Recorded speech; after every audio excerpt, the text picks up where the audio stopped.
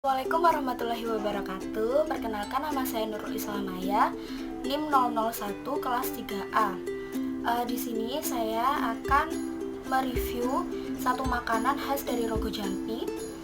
Dan makanan ini sudah sangat melegenda mulai dari saya masih kecil, yaitu darplok Rogo Jampi. Nah, kenapa dinamai darplok Rogo Jampi? Karena makanan ini sendiri terkenalnya di Rogo Jampi, dan setahu saya di tempat-tempat lain itu tidak ada. Ada di Banyuwangi namanya darplok Sri Tanjung, tapi cita rasanya itu berbeda dengan yang ada di Rogo Jampi. Nah, darplok Rogo Jampi ini sendiri harganya sangat-sangat terjangkau. Hanya dengan 6.000 saja sudah bisa makan darplok ini. Bagaimana cara pembuatannya? Kita simak ya. Nah, ini adalah bahan-bahan yang dibutuhkan untuk membuat sambal, yaitu ada bawang putih, bawang merah, cabai, kemudian ada garam, gula, dan juga penyedap. Untuk penyedapnya ini opsional, bisa dipakai atau enggak. Kemudian ada kecap dan juga ada petis. Untuk bahan adonannya sendiri ada tepung terigu sebanyak 1/4 kg atau 250 gram, dan juga ada air sebanyak 250 ml.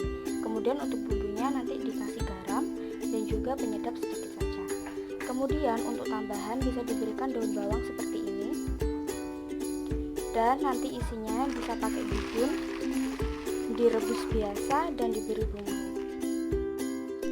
Untuk adonannya sekarang kita campurkan tepung dengan air sedikit demi sedikit dulu. Kita aduk sampai nanti halus. Nah, ini dia tadi sudah diaduk sampai cair seperti ini. Kemudian dimasukkan bumbunya, kaldu bubuk, penyedap, dan juga garam. Kemudian dimasukkan daun bawang dan diaduk sampai rata. Dan sekarang siap untuk digoreng. Kita rebus dulu minyak sampai matang. Kemudian nanti kita kasih bumbu seperti garam dan juga kaldu bubuk. Ini dia bihunnya udah matang. Kemudian kita kasih garam dikit aja. Lalu kita masukkan kaldu bubuk. Kemudian juga bisa diberi daun bawang seperti ini. Kemudian bisa kita aduk sampai merata.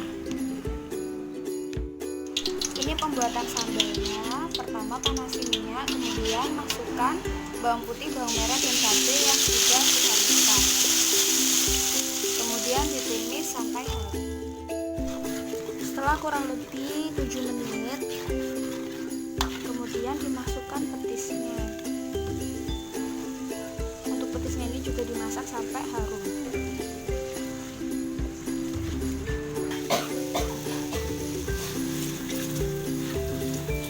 Setelah harum, kemudian dimasukkan air. Untuk airnya opsional, disesuaikan saja ukurannya berapa. Kemudian dimasak sampai nanti muncul gelembung-gelembungnya. Kemudian dikasih bumbu. Sambil menunggu mendidih, kita masukkan bumbunya. Pertama gula sekitar 1 sendok makan saja. Kemudian juga diberi garam sedikit saja. Kemudian penyedap rasanya juga sedikit, secukupnya saja sesuai selera. Setelah bumbu-bumbu yang tadi, kemudian dimasukkan kecap. Untuk kecapnya juga opsional. Kalau dirasa sudah cukup banyak, tidak perlu ditambahkan lagi. Digunakan sampai warnanya cukup kecoklatan. Pertama, kita masukkan sedikit adonan dulu, kemudian kita bulatkan. Ini fungsinya untuk membuat kulit minyak. Kemudian kita masukkan minyak. Untuk minyak takarannya sesuai selera saja, bisa banyak ataupun sedikit. Kemudian kita bentuk bulat. saja seperti ini. Setelah itu kita masukkan sisa adonannya.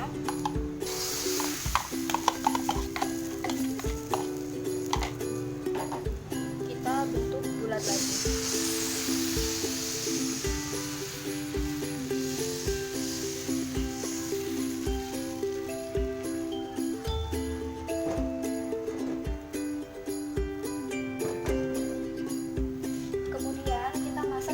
Kecil saja, tunggu sampai matang, kemudian nanti dibalik.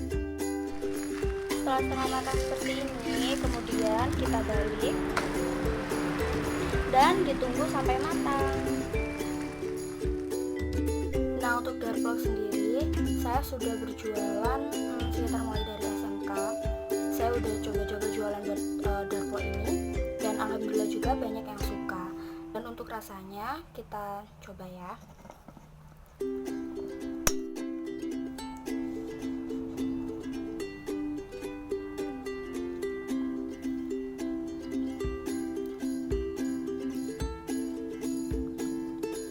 Menurut saya dari bumbunya sendiri kurang sedap karena petisnya mungkin ya.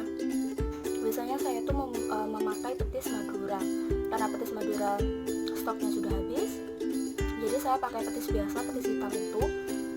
Jadi ya kalau misal petisnya tadi digunakan agak banyak, sekitar 2 sendok makan, mungkin rasanya akan lebih enak juga.